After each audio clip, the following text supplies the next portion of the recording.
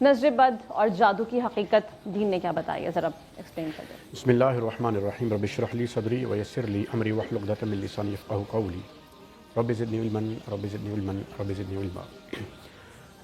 جادو کی جو حیثیت ہے لغوی اعتبار سے یہ چار چیزوں پہ اطلاق ہوتا ہے اس کا۔ کیفیت سے کیفیت، یعنی آپ یہ دیکھیے کہ مثبت انسان کو منفی کر دیا جاتا ہے، باپ کو بیٹے سے لڑوا دیا جائے، کسی کو بھائی سے لڑوا دیا جائے، تو یہ ایک کیفیت دوسری کیفیت میں تبدیل ہو جائے۔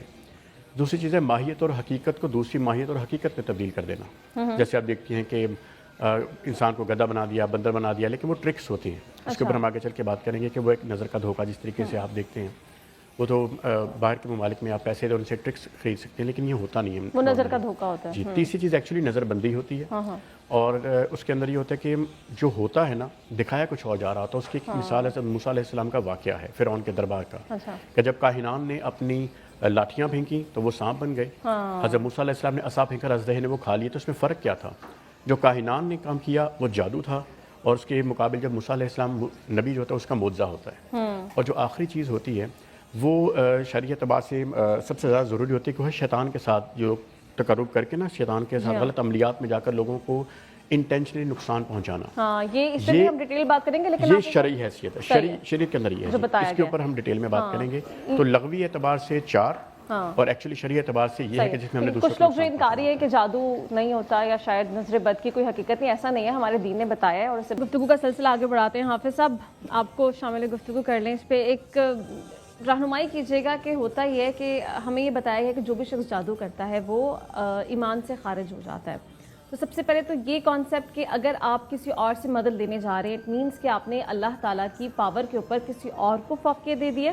اور پھر یہ بھی بتایا گیا دین میں کہ وہ بھی چاہے وہ مسلم ہے یا غیر مسلم ہے، وہ کوئی جادو کرے یا کوئی بھی عمل کرے تو وہ بھی تبھی مکمل ہوگا جب اللہ تعالیٰ کی مرضی ہے۔ تو پھر وہ آپ ایمان کو جو اپنے داؤ پر لگا رہے ہیں، اسٹیک پہ لگا رہے ہیں، وہ کس کے بہاف پر لگا رہے ہیں؟ میں قرآن مجید فرقان میں اس سے 3 حوالے دیتا ہوں، 3 مختلف اس کے پہلوؤں کو کلیئر کرنے کے لیے۔ اللہ پاک قرآن مجید میں فرماتا ہے، جس کا مفہوم ہے کہ یہ لوگ آپ اس کے ذریعے کوئی نقصان نہیں پہنچا سکتے کسی ایک شخص کو مگر اللہ کے اذن کے ساتھ۔ اس کا مطلب یہ ہوا کہ لوح محفوظ پر اللہ پاک نے اگر کسی ایک شخص کے لیے کوئی آزمائش لکھ رکھی ہے کہ اس کی زندگی میں یہ ہوگی، دین کہتا ہے آزمائش، اسی دوران اگر کسی نے کوئی اس کے اوپر جادو ٹونا، کوئی نظر بد کیسے کو پہلو کیا ہوا اور وہ موافقت ہو گئی تو اس کو لگتا ہے کہ یہ میری سکسیس سٹوری بن گئی، اور وہ کہتے ہیں یہ جادو سے ایسا ہوا۔ ہوتا اللہ کی اذن سے ہی ہے، لیکن جادو دنیاوی طور پہ آپ کہہ سکتے ہیں، لیکن اللہ کی نظر میں وہ آزمائش ہوتی ہے۔ ایک پہلو اس کا یہ، وہ ویسے بھی ختم ہونی تھی obviously، اس کے اوپر وہ آزمائش آنی ہی تھی اور آ کے ختم بھی ہونی تھی۔ ہاں، اس کی نوعیت مختلف ہو سکتی ہے، اس کی شکل مختلف ہو سکتی ہے، لیکن ایسا نہیں ہے کہ جادو کی حقیقت موجود نہیں، وہ موجود ہے۔ سورہ نون میں اللہ پاک ارشاد فرماتا ہے سرکار دو عالم صلی اللہ تعالیٰ علیہ وآلہ وسلم سے مخاطب ہوتے ہوئے، جس کا مفہوم ہے کہ وہ چاہتے ہیں کہ اپنی نگاہوں کے ذریعے اپنے قدموں کو، یعنی آپ کے قدموں کو ڈگمگا دیں۔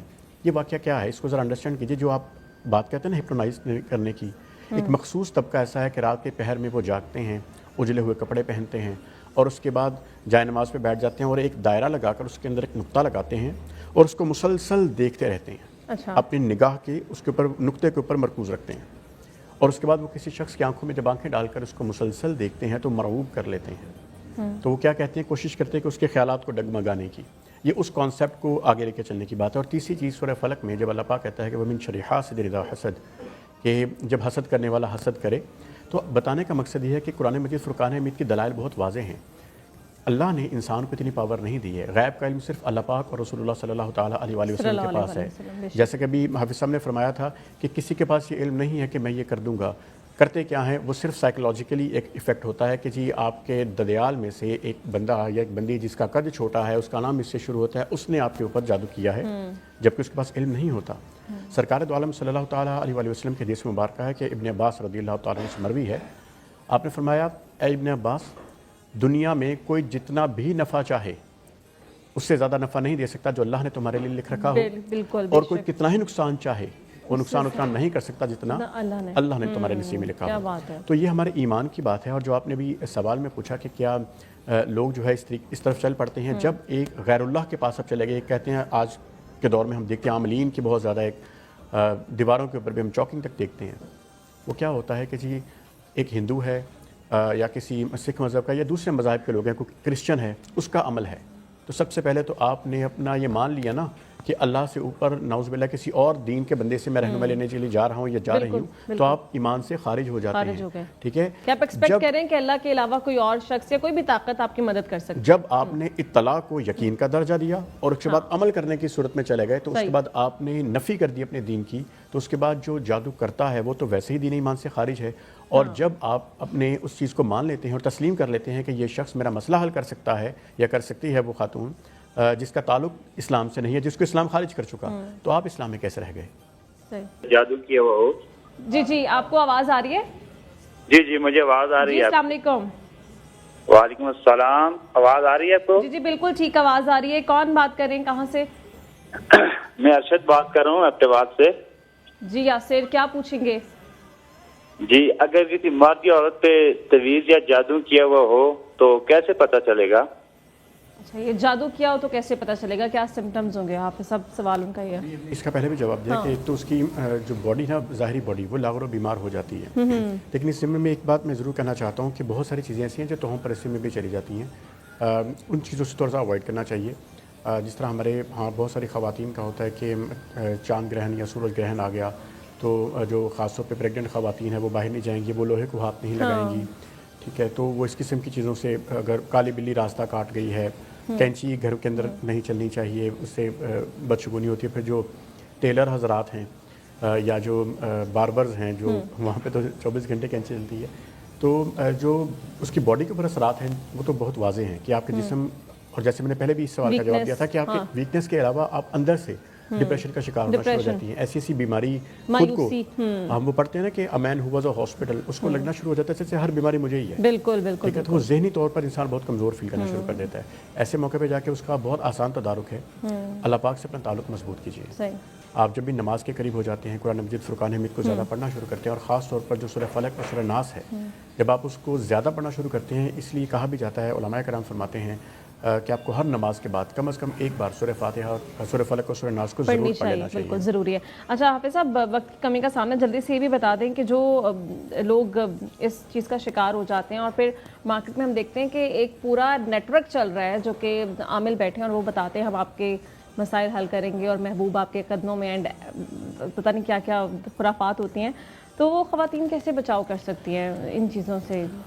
کبھی ایسے کسی بندے سے ملے نا تو وہ ایک لفظ استعمال کرتے ہیں کہ ہمارے کلائنٹس سب سے زیادہ خواتین ہیں, کلائنٹس. اس سے اندازہ ہو جاتا ہے آپ کو کہ ایک تو ان کے پاس علم ہوتا نہیں. خواتین آسان ٹارگٹ اس لیے ہوتی ہیں کہ ان کو جو بھی کچھ کہا جائے وہ زیادہ جلدی یقین کر لیتی ہیں, ان کے شوہر کے بارے میں, ان کے خاندان کے بارے میں, ان کے سسرال کے بارے میں.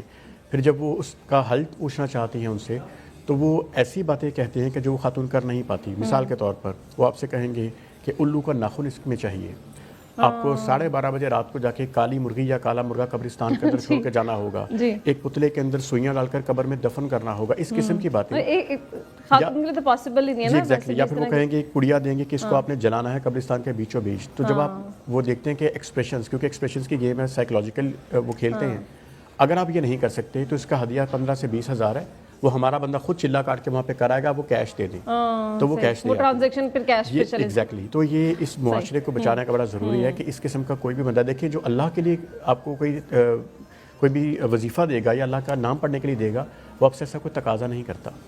ٹھیک, کار خیر کے لیے تقاضا مجھے ویسی شیوا جمع کے اوپر بھی بات کرنی ہے کہ کچھ لوگ بہت زیادہ ان کا ایک پختہ یقین ہوتا ہے کہ یہ کام ہمارا شاید وظیفہ کریں گے, اتنی محنت کریں گے تو یہ حل ہوگا. اس پہ بھی بات کریں.